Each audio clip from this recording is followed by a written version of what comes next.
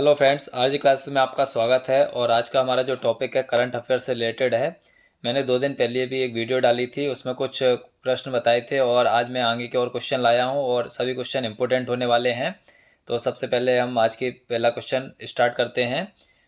पहला क्वेश्चन है, राष्ट्रीय गणित दिवस कब मनाया जाता है? तो है राष्ट्रीय गणित दिवस जो है 22 दिसंबर को बनाया जाता है। ऑप्शन सी इसका सही आंसर हो जाएगा। इसके कुछ महत्वपूर्ण तथ्य देख लेते हैं। जो राष्ट्रीय गणित दिवस है वह भारत के महान गणितज्ञ रामानुजन के जन्मदिन पर मनाया जाता है। इसके बाद अगला क्वेश्चन देख लेते हैं, सुशासन दिवस किसकी जयंती पर मनाया जाता है? तो हमारे जो पूर्व प्रधानमंत्री माननीय अटल बिहारी वाजपेयी जी थे, उनके जन्मदिन पर सुशासन दिवस मनाया जाता है। ऑप्शन ए इसका सही आंसर हो जाएगा। 25 दिसंबर को ही जो है पूर्व प्रधानमंत्री अटल बिहारी वाजपेयी की जयंती पर सुशासन दिवस मनाया जाता है। और इसका जो उद्देश्य है भारत के नागरिकों में सरकार की जवाबदेही के बारे में जागरूकता पैदा करना है। तीसरा क्वेश्चन देख लेते हैं, संविधान दिवस किस दिन मनाया जाता है? तो जो संविधान दिवस है वह 26 नवंबर को मनाया जाता है। ऑप्शन बी इसका सही आंसर हो जाएगा। महत्वपूर्ण तथ्य देख लेते हैं, जो संविधान सभा है उसने 26 नवंबर 1949 को संविधान को औपचारिक रूप से स्वीकार कर लिया था, जो 26 जनवरी 1950 को लागू हुआ था। इसमें जो है सामाजिक न्याय और अधिकारिता मंत्रालय ने वर्ष 2015 से नागरिकों में संवैधानिक मूल्यों को बढ़ावा देने के लिए संविधान दिवस के रूप में मनाने का फैसला किया है। और इसे हम जो है राष्ट्रीय कानून दिवस के रूप में भी जानते हैं। अगर आपको मेरी वीडियो अच्छी लगती हो तो मेरे चैनल को सब्सक्राइब जरूर करें। इसके बाद जो है कुछ इम्पोर्टेंट दिवस हैं दिसंबर के, वो हम देख लेते हैं। विश्व एड्स दिवस काफ़ी इम्पोर्टेंट है, कई बार जो है परीक्षाओं में आ चुका है। 1 दिसंबर को होता है। विश्व कंप्यूटर साक्षरता दिवस, यह भी इम्पोर्टेंट है, 2 दिसंबर को होता है। भारतीय नौसेना दिवस, यह 4 दिसंबर को होता है। इसके बाद अंतर्राष्ट्रीय स्वयंसेवक दिवस 5 दिसंबर को मनाया जाता है। इसके बाद विश्व मृदा दिवस, यह भी 5 दिसंबर को मनाया जाता है। अंतर्राष्ट्रीय नागरिक उड्डयन दिवस, तो जो अंतर्राष्ट्रीय नागरिक उड्डयन दिवस है 7 दिसंबर को मनाया जाता है। और अंतर्राष्ट्रीय मानवाधिकार दिवस यह 10 दिसंबर को मनाया जाता है। और राष्ट्रीय ऊर्जा संरक्षण दिवस है 14 दिसंबर को मनाया जाता है। इसके बाद हम अगला क्वेश्चन देख लेते हैं, मीरा साहिब फातिमा बीवी का हाल ही में निधन हुआ है, वह कौन थी? तो जो मीरा साहिब फातिमा बीवी है, आपने कई जगह पढ़ा होगा। फातिमा बीवी यह एक न्यायाधीश थी जो सर्वोच्च न्यायालय में सबसे पहले पहुंचने वाली महिला न्यायाधीश थी। इसका हम इम्पोर्टेंट देख लेते हैं। और यह जो है तमिलनाडु की पूर्व राज्यपाल भी रह चुकी हैं और इनका जो है केरल में निधन हो गया है। और ये भारत में ही नहीं, किसी भी एशियाई देश के सर्वोच्च न्यायालय की न्यायाधीश बनने वाली पहली महिला थी। तो यह काफ़ी इंपॉर्टेंट क्वेश्चन हो जाता है। इसके बाद हम अगला क्वेश्चन देख लेते हैं, हिंदी भाषा के किस लेखक को वर्ष 2023 का साहित्य अकादमी पुरस्कार दिया गया है? तो जो साहित्य अकादमी पुरस्कार है संजीव को दिया गया। ऑप्शन बी इसका सही आंसर हो जाएगा। और यह जो है संजीव को हिंदी भाषा की कैटेगरी में दिया गया है। इसके अलावा जो नीरन शरण गौर हैं, इनको इंग्लिश की कैटेगरी में साहित्य अकादमी पुरस्कार दिया गया है। महत्वपूर्ण तथ्य देख लेते हैं, संजीव को जो दिया गया उनके उपन्यास मुझे पहचानों के लिए हिंदी साहित्य का अकादमी पुरस्कार दिया गया है। और जो नीलम शरण गौर हैं, उनको अंग्रेजी भाषा के उपन्यास ऋग्वेद इन राग जानकी के लिए यह पुरस्कार दिया गया है। अगला क्वेश्चन देख लेते हैं, पवन कुमार को अर्जुन पुरस्कार 2023 से सम्मानित किया गया है, वे किस खेल से संबंधित हैं? तो जो पवन कुमार हैं, यह पवन कुमार जो हैं कबड्डी खेल से आते हैं। तो ऑप्शन सी इसका सही आंसर हो जाएगा। इसके बाद हम कुछ और देख लेते हैं जिन्हें अर्जुन पुरस्कार दिया गया है और जो महत्वपूर्ण है। मोहम्मद शमी, सभी को पता होगा, यह क्रिकेट के तेज गेंदबाज हैं। इसके बाद अदिति गोपीचंद, यह तीरंदाजी गेम से हैं। सुश्री दीक्षित डांगर, यह गोल्फ से हैं। इसके बाद सुश्री ऋतु नेगी, यह जो है कबड्डी से हैं। सुनील कुमार, यह कुश्ती से हैं। सुश्री शीतल देवी, यह पैरा तीरंदाजी इनका गेम है। और आर वैशाली, यह शतरंज से हैं। मैंने सभी नहीं लिए हैं, मैंने कुछ इंपॉर्टेंट लिए हैं। वैसे अर्जुन पुरस्कार लगभग 26 खिलाड़ियों को दिए गए। इसके अतिरिक्त मेजर ध्यानचंद खेल रत्न पुरस्कार जो है 2 खिलाड़ियों को दिए गए हैं। तो यह श्री चिराग चंद्रशेखर शेट्टी और श्री रंकी रेड्डी सात्विक शेट्टी, दोनों ही बैडमिंटन से हैं और इन्हें मेजर ध्यानचंद खेल रत्न पुरस्कार से नवाजा गया है। इसके बाद द्रोणाचार्य पुरस्कार देख लेते हैं, 5 को दिया गया है। जो कोच होते हैं उनको दिया जाता है। इसमें सुरेंद्र सिंह हॉकी से हैं, गणेश प्रभाकर देवरुकर जो है मलखम से हैं। और इसके बाद जो है श्री ललित कुमार जी कुश्ती से बिलोंग करते हैं। आपको वीडियो कैसी लग रही है आप कमेंट में ज़रूर बताएं और आगे की वीडियो पाने के लिए आप मेरे चैनल को सब्सक्राइब जरूर करें। इसके बाद अगला क्वेश्चन आ जाता है, टाइम मैगजीन द्वारा पर्सन ऑफ द ईयर किसे चुना गया है। तो जो टाइम मैगजीन है इसने पर्सन ऑफ द ईयर आपकी जो टेलर स्विफ्ट हैं इन्हें चुना गया है। तो टेलर स्विफ्ट को मैगजीन पत्रिका द्वारा पर्सन ऑफ द ईयर 2023 से चुना गया है और यह जो है एक अमेरिकी पॉप सिंगर हैं। टाइम पत्रिका द्वारा जो है 1927 में प्रत्येक वर्ष पर्सन ऑफ द ईयर चुना जाता है और 2022 के लिए जो है यह अवार्ड जो यूक्रेन के राष्ट्रपति थे जेलेंस्की उनको दिया गया था। अगला क्वेश्चन देख लेते हैं, सर्वोच्च नागरिक जो फ्रांसीसी सम्मान है जिसे लीजन डी ऑनर कहते हैं से किसे सम्मानित किया गया है। तो लीजन डी ऑनर से इसरो के जो वैज्ञानिक हैं बी.आर. ललित तंबिका को जो है यह अवार्ड दिया गया है। और हम इस कुछ इम्पोर्टेंट तथ्य देख लेते हैं इससे। जो इसरो के वैज्ञानिक हैं बी.आर. ललित तंबिका को जो है भारत फ्रांस अंतरिक्ष सहयोग के लिए यह सम्मान दिया गया है। इसके बाद 9वां क्वेश्चन देख लेते हैं, इंदिरा गांधी शांति पुरस्कार 2023 से किसे सम्मानित किया गया है। तो इंदिरा गांधी जो शांति पुरस्कार है उससे डेनियल वरेनबोइम जो अर्जेंटीना के हैं और अली अबू अब्बाद फिलिस्तीन के हैं, दोनों को ही दिया गया। तो उपरोक्त दोनों इसका सही आंसर हो जाएगा। डेनियल जो है अर्जेंटीना के एक प्रसिद्ध शास्त्रीय पियानो वादक हैं और अली अबू शांति कार्यकर्ता हैं। यह पुरस्कार शांति निशस्त्रीकरण और विकास के बढ़ावा देने के लिए दिया जाता है। 10वां क्वेश्चन देख लेते हैं, बुकर पुरस्कार 2023 से किसे सम्मानित किया गया है। तो जो बुकर पुरस्कार 2023 है इससे जो है पॉल लिंच को सम्मानित किया गया है। पॉल लिंच इसका सही आंसर हो जाएगा। जो आयरिश लेखक पॉल लिंच हैं इनके उपन्यास जो है पैगंबर सॉन्ग्स के लिए इन्हें 2023 का बुकर पुरस्कार दिया गया है। इसके बाद अगला क्वेश्चन देख लेते हैं, 33वां व्यास सम्मान 2023 से किसे सम्मानित किया गया है। तो जो 33वां व्यास सम्मान है इससे जो है पुष्पा भारती इनको सम्मानित किया गया है। जो जानी मानी हिंदी भाषा की लेखिका है पुष्पा भारती, इनको यह पुरस्कार 2023 के लिए दिया गया है। इसके बारे में देख लेते हैं, जो 1991 से के बिरला फाउंडेशन द्वारा यह पुरस्कार दिया जा रहा है और सुश्री भारती को उनके वर्ष 2016 का जो संस्मरण था यादें इसके लिए यह पुरस्कार दिया गया है। 12वां क्वेश्चन देख लेते हैं, अंतर्राष्ट्रीय एमी पुरस्कार 2023 से किसे सम्मानित किया गया है। तो जो अंतर्राष्ट्रीय एमी पुरस्कार है उससे वीरदास को सम्मानित किया गया है। ऑप्शन बी इसका सही आंसर हो जाएगा।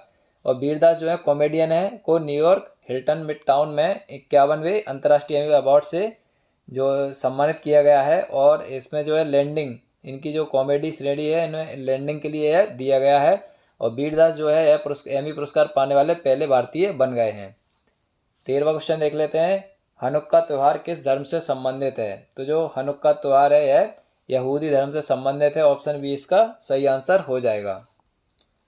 हनुक्का जो यहूदी धर्म में है इसमें इसको रोशनी का त्यौहार भी कहते हैं और दूसरी शताब्दी में जो ईसा पूर्व में यरूशलेम में मंदिर के पुनर्समर्थन का जश्न मनाया जाता है, पुनर्समर्पण का जश्न मनाया जाता है।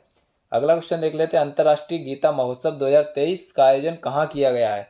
तो अंतर्राष्ट्रीय गीता महोत्सव 2023 है इसका जो है आयोजन कुरुक्षेत्र हरियाणा में किया गया है। ऑप्शन डी इसका सही आंसर हो जाएगा। और श्रीमद् भगवद गीता की जो जन्मस्थली है कुरुक्षेत्र मानी जाती है और वहीं पर इसका आयोजन किया गया है इस वर्ष। और इस बार जो असम है, असम राज्य अंतर्राष्ट्रीय गीता महोत्सव में भागीदार राज्य था। 15वां क्वेश्चन देख लेते हैं, हॉर्नबिल फेस्टिवल किस राज्य में मनाया जाता है। तो जो हॉर्नबिल फेस्टिवल है यह नागालैंड राज्य में मनाया जाता है। ऑप्शन बी इसका सही आंसर हो जाएगा। नागालैंड का जो स्थापना दिवस है 1 दिसंबर को यह मनाया गया है और 10 दिवसीय 24वां ये हॉर्नबिल फेस्टिवल प्रारंभ हुआ था और 1 दिसंबर 1963 को जो नागालैंड है देश का 16वां राज्य बनाया गया था। अगला क्वेश्चन है, खादी माटीकला महोत्सव 2023 का आयोजन कहाँ किया गया है। तो खादी माटीकला महोत्सव का आयोजन अहमदाबाद में किया गया। ऑप्शन ए इसका सही आंसर हो जाएगा। केंद्रीय गृह मंत्री जो हैं अमित शाह जी, इन्होंने गुजरात के अहमदाबाद में इस महोत्सव का उद्घाटन किया। अगला क्वेश्चन देख लेते हैं, हॉट कुक्ड मील योजना यह किस राज्य में शुरू की गई है। तो जो हॉट कुक्ड मील योजना है यह उत्तर प्रदेश राज्य में प्रारंभ की गई है। ऑप्शन डी इसका सही आंसर हो जाएगा। और उत्तर प्रदेश के जो मुख्यमंत्री हैं माननीय योगी आदित्यनाथ जी, इन्होंने 3 से 6 वर्ष की आयु के जो बच्चे हैं उनके लिए योजना शुरुआत की है। 18वां क्वेश्चन देख लेते हैं। ऑपरेशन स्टॉर्म मेकर्स 2 का संचालन किस संस्था ने किया है? तो जो ऑपरेशन स्टॉर्म मेकर्स 2 है इसका संचालन इंटरपोल ने किया है। ऑप्शन बी इसका सही आंसर हो जाएगा। इंटरपोल को अंतर्राष्ट्रीय पुलिस के नाम से भी जाना जाता है। इसके अलावा अंतर्राष्ट्रीय आपराधिक पुलिस संगठन भी इसका एक नाम है। और इस ऑपरेशन के तहत जो है मानव तस्करी के जो शिकार लोग हैं उनका उपयोग करते हुए आगे धोखाधड़ी का जो नेटवर्क है उसको उजागर करने के लिए किया गया है। इंटरपोल की जो स्थापना है वह 1923 में हुई थी और 1949 में भारत इसका सदस्य बन गया था। इसका मुख्यालय जो है फ्रांस के लियोन शहर में स्थित है। 19वां क्वेश्चन देख लेते हैं। विनवेक्स 2023 किन देशों के बीच संपन्न हुआ? तो जो विनवेक्स 2023 युद्धाभ्यास है यह वियतनाम और भारत के बीच में हुआ है। और यह जो है सशस्त्र बलों ने चौथा सैन्य अभ्यास वियतनाम के हनोई, जो वियतनाम की राजधानी हनोई, उसमें यह 2023 में संपन्न हुआ है। 20वां क्वेश्चन देख लेते हैं। जलवायु परिवर्तन प्रदर्शन सूचकांक 2023 में भारत का कौन सा स्थान रहा है? तो जलवायु परिवर्तन प्रदर्शन सूचकांक 2023 इसमें भारत का 7वां स्थान रहा है। ऑप्शन बी इसका सही आंसर हो जाएगा। और यह सूचकांक जो है COP28 जो की बैठक हुई थी इसकी मेज़बानी संयुक्त अरब अमीरात ने की है और यह संयुक्त अरब अमीरात के दुबई शहर में हुई थी। और जो G20 ग्रुप है उसमें जो देश शामिल है उसमें भारत का प्रदर्शन जो है सर्वश्रेष्ठ रहा है। 21वां क्वेश्चन देख लेते हैं। फोर्ब्स द्वारा जारी दुनिया की सबसे शक्तिशाली महिलाओं की सूची में प्रथम स्थान किसने प्राप्त किया है? तो जो उर्सुला वान डेर लेयन जो है अध्यक्ष हैं यूरोपियन यूनियन की, इन्होंने यह जो है सबसे शक्तिशाली महिलाओं में प्रथम स्थान प्राप्त किया है।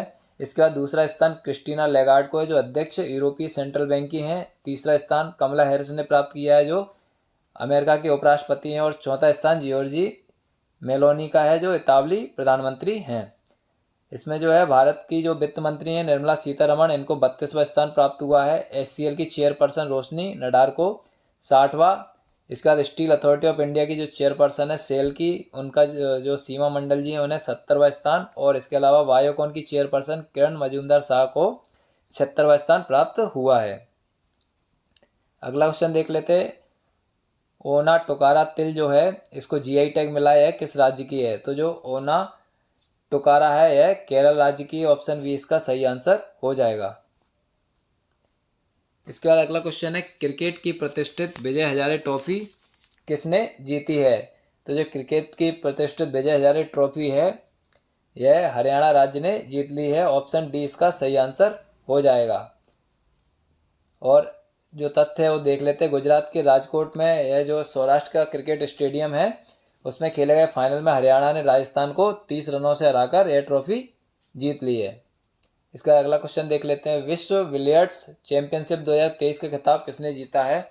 तो यह भारत के जो पंकज आडवाणी जी हैं इन्होंने यह खिताब जीत लिया है। और पंकज आडवाणी जी ने 6वीं जो विश्व बिलियर्ड्स चैंपियनशिप थी उसमें भारत के ही सौरभ कोठारी को हराकर यह प्रतियोगिता जीती है।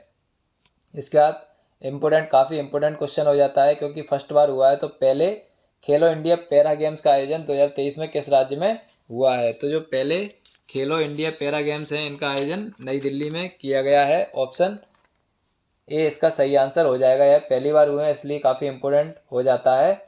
और इन गेम का जो शुभंकर है वह उज्ज्वला एक गौरैया था। यह जो छोटी गौरैया है इसको दिल्ली की गौरव के प्रतीक के रूप में माना जाता है।